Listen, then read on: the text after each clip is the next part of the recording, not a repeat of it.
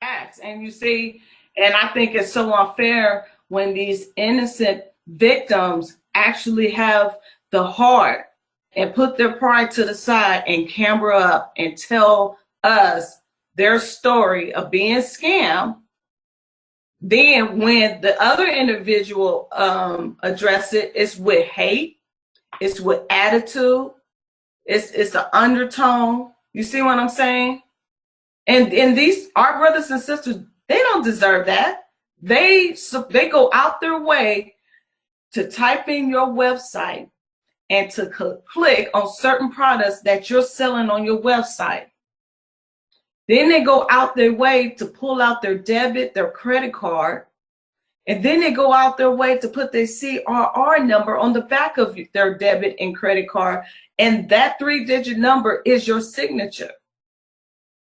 So they go out their way to do this. They go out their way to put their billing address and zip code, and then for them not to get none of their products. And then when they do decide to scam, to cam up, which means they put their face on a video with hurt in their heart saying that I've been scammed, I feel it's a total disrespect to cuss that individual out, to call that person a liar, they're haters. You know, it makes no fucking sense. It's very disrespectful to that individual that has so much trust in you that they gave you their credit card information in order for you guys to exchange goods. And speaking of Umar, he's one of our Black Power celebrities. Let's keep it real. So Umar just did a video in Detroit. And he said, you know, the money that I said that you guys donate to me is going to help me open up a school here in the United States. Yeah. I changed my mind. I decided that I'm going to open up a school in Africa. And I know your parents is not going to send your kids to Africa for me to teach them. It is what it is. I went to Detroit. There are 50 abandoned schools. This is what he said. I don't have time to look at all 50 schools. And the ones that I was shown was so out of shape, it's going to cost me more money just to fix everything than it would for me to put it towards other things to make the school happen. So anybody, you have my telephone number. You can just text me on my cell and tell me what schools you think I should go to, because I don't have time to look at all 50 schools because I'm a celebrity. I'm too big for that. But I'm not too big to ask you and mislead you and ask you for some money to build a school here in the United States. And all of this time, I've been collecting money for you guys, 3 to 4 years. I've been taking trips to Africa because I have already had it in my mind that I was going to open up a school in Africa and not do it here in the United States. Let's just keep it real. Shout out to Q. Shout out to Q, brother, teaching the babies in the United States on his own dime. Well, you know, he do got supporters out here, but he's transparent. You know what I'm saying? Like, I feel like Umar wasn't transparent about that. Like, that wasn't the impression I got. I thought that he was supposed to be in here because he was always talking about this college that was in the United States that he was looking at in the first place. So that wasn't always the deal to go over there to Africa. Not to mention, it's like, what connections you got over there in Africa to say that they're going to let you over there? You know what I'm saying? That sounded like a scam. It is a scam, and this is the cooning that I'm talking about. So celebrity doesn't just have to be with the people that sing music, that's in Hollywood making movies. The celebrity could be within our own community that a group of people know this individual. You see what I'm saying? But that's where the problem lies, because some of us acknowledge that there is a trust issue doing business from black hands to another black hands. But then when you have someone that we see appear to be successful, and then they're crying, you know, talking about, you know, my people don't want to support me. You know what I mean? I'm able to make all of this money, and this is what I have. This is my website. And then you go out your way as an individual and support that person. And then you don't hear back from that person. You've been reaching out to them. You're basically a stalker at that point. You see what I'm saying? Because you're taking them out of their element. So their blood pressure is high. They got a headache. They might be stressed out. They saying some unkindly words in their mind. You see what I'm saying? Because they just don't want to accept the fact that you're a scumbag and you just love to get over on your own people. You see?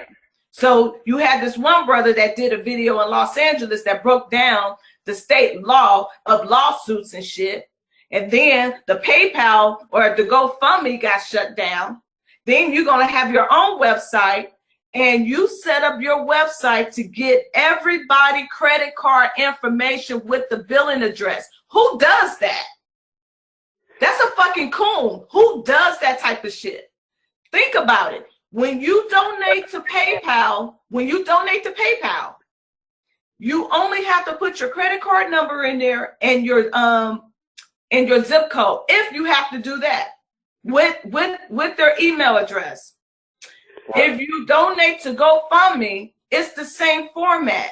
So if you're gonna set up a website to gather your people information so you can defraud them later and charge up a rental car, charge up a lease payment, or charge up a hotel to stay in, or charge up a flight to fly from here to there, basically you're giving him the right to do that, because if you donate to his website that he created, that's what he's asking you. He's asking you for your full name, your credit card information, your billing address. The only time you have to fill out that information is when you're purchasing merchandise on a website. Think about it, family. I'm trying to help you out. Really, I am. If you go to Nordstrom's.com and order a pair of shoes, that's the same information Nordstrom is asking you, because they are a merchant. This website that I'm talking of, it's not a merchant. You're not getting nothing out of it. You're just making a donation. So why does this donation have the same information as if you're buying some merchandise off the website? You shouldn't have to give up your address, your billing address. They can take your information, recop your credit card, make it up, and then present it as a sale to anything that they want. And then you wonder what happened to why all your money is taken out of your savings, your checking account, your credit card. It have already reached this $5,000 limit because you gave this one website all of your information. And it's not even a secure website. A secure website costs a lot of money. You're paying on that on a monthly basis for a third party to monitor your website so no hacker won't get in there and steal all of your credit card information, your full name, your address. Once they have your full name and your address and your credit card, it's easy to know who the fuck you are. It's so easy. But you in the love affair of this one individual, and this one individual have proved to you that he ain't down for his people. He's a fucking scam. He is a fucking scam. Let's call it for what it is. And when a person go out of their way to disrespect you and think you're so fucking stupid, and some of our brothers and sisters are not thinking, then you become his victim too. Because if he can open up a website after his GoFundMe gets shut down on some fraudulent information that he provided to people, think about it. Then it's no way in hell the very next day he can have a website and have a credible security online person to monitor and make sure your credit card does not get reused on some fraudulent shit. Now, I'm giving you this information for free. Do the knowledge to that shit.